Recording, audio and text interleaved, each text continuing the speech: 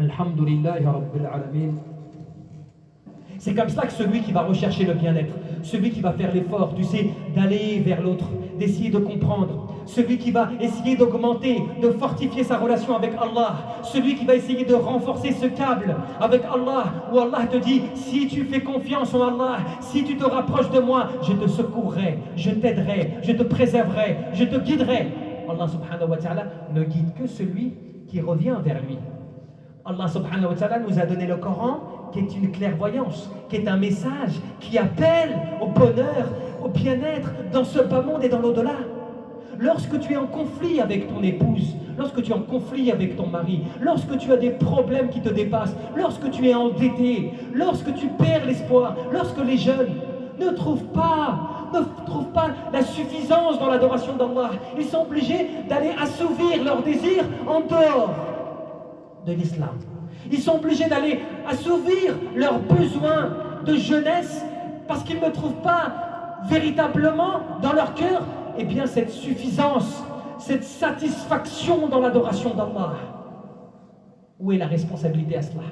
Le fait bien sûr que chacun est responsable de ses actes, mais quel est notre rôle à nous?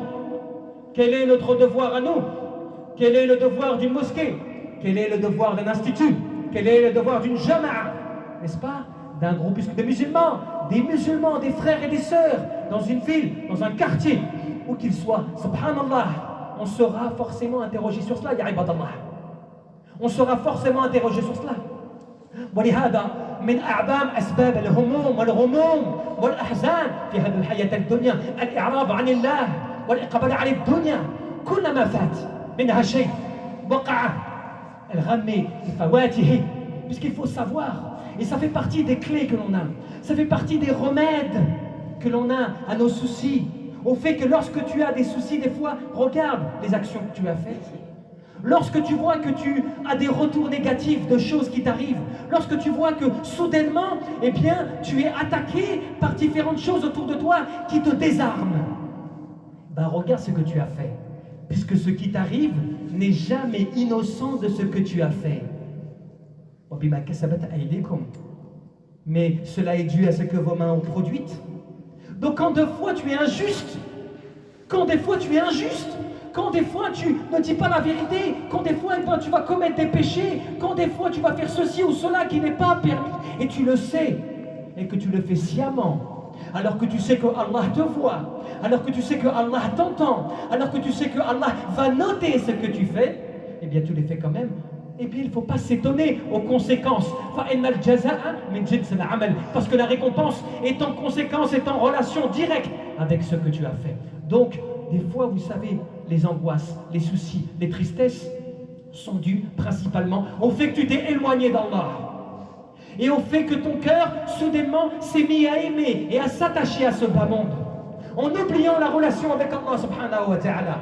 Alors que tu sais que tous tes désirs, tu sais ce à quoi tu t'adonnes, tu sais quand tu t'amuses des fois, tu sais quand volontairement tu fais le haram, tu oublies soudainement, à ce moment-là, que ce que tu es en train de faire va disparaître.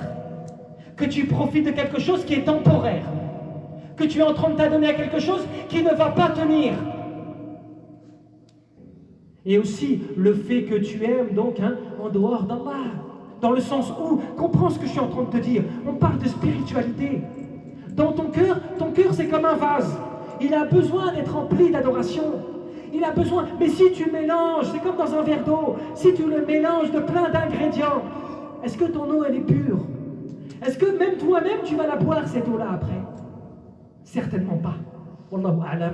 بارك الله لي ولكم في القرآن العظيم ونفعني وإياكم بما فيه من الآيات والذكر الحكيم. أقول قولي هذا وأستغفر الله لي ولكم ولسائر المؤمنين من كل ذنب واستغفره وأتوب إليه إنه الغفور الرحيم.